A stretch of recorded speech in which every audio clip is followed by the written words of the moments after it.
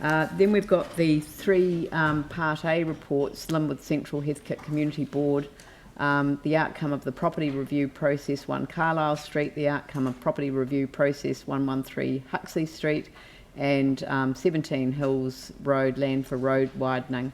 In my view, these can be moved on block, one mover and seconder for the recommendations on the three reports. Sarah Templeton's happy to move, seconded by Sam McDonald. Is there any discussion? Or is it a question, is it? Question or discussion? Question, I think. Question? With a rising inflection. Which one? Which one before I caution the member?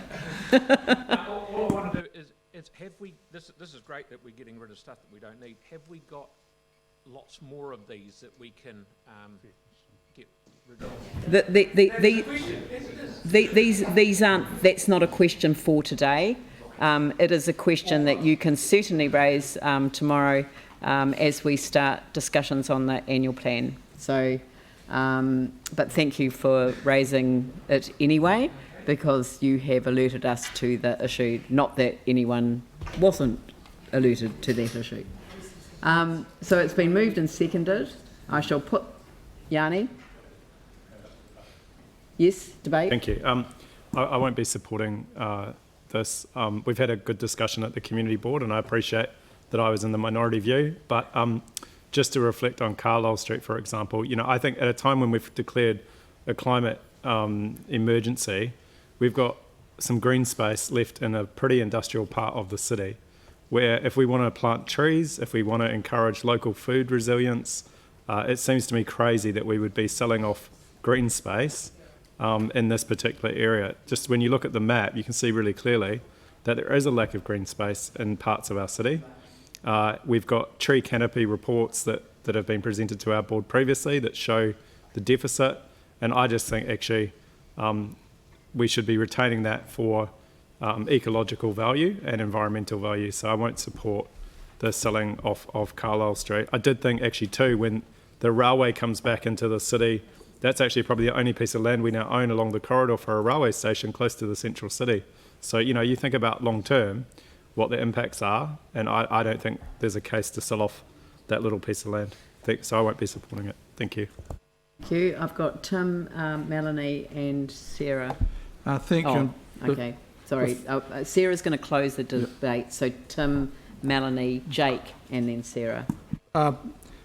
Before the change in ward boundaries was bestowed upon us, I had the privilege of representing Sydenham area, and if you look at the Sydenham area, unfortunately this map doesn't show the two green spaces on Colombo Street which have been created, and they're wonderful spaces. And if you're looking at use and value of a space, those two new spaces are far more valuable to the environment for those people working and living in this area than Carlisle Street. If you go past Carlisle Street, it's hardly ever used.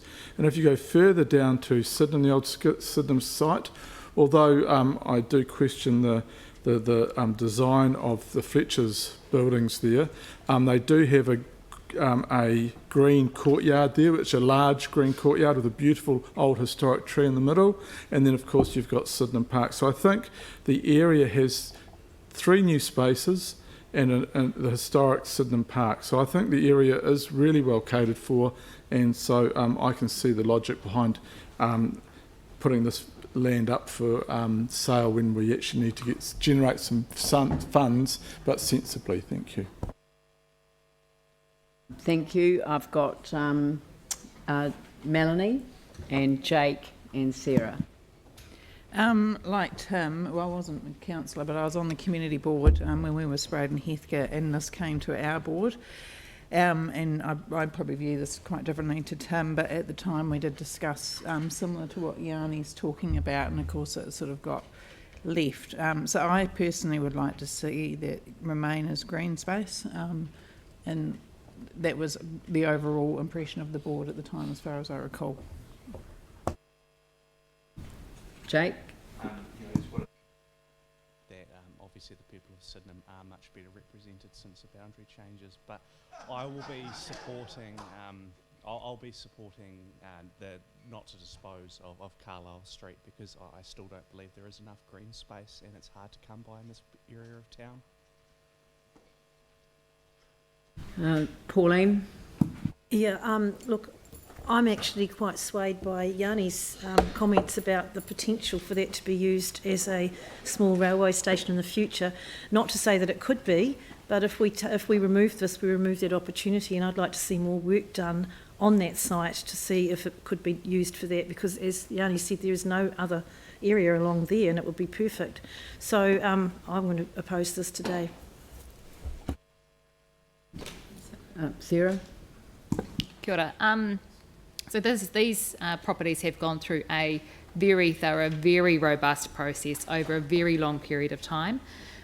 We have talked to the community. There are no community uses, which is part of that whole community board involvement. There's expressions of interest, those kind of things, and there weren't any.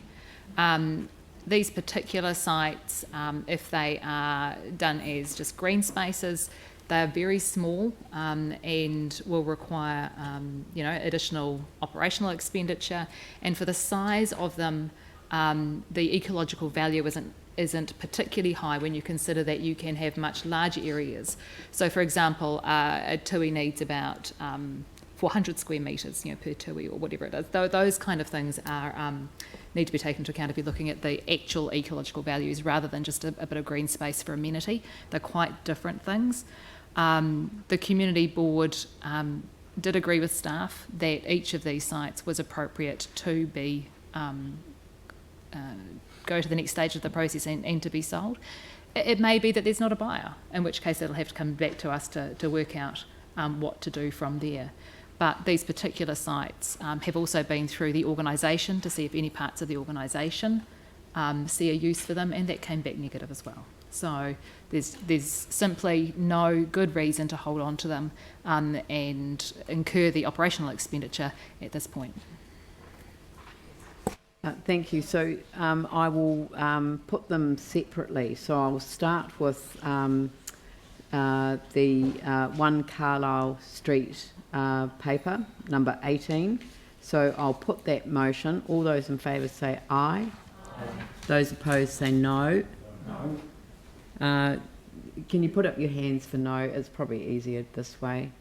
So 1, 2, 3, 4, 5, 6. Leave them up so that Joe can write down the names. So that's carried.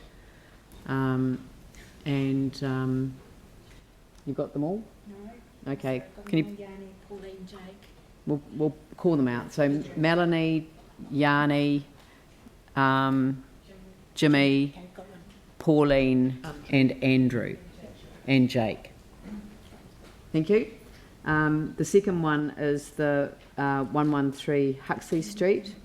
I'll put that motion. All those in favour say aye. Aye. Those opposed say no.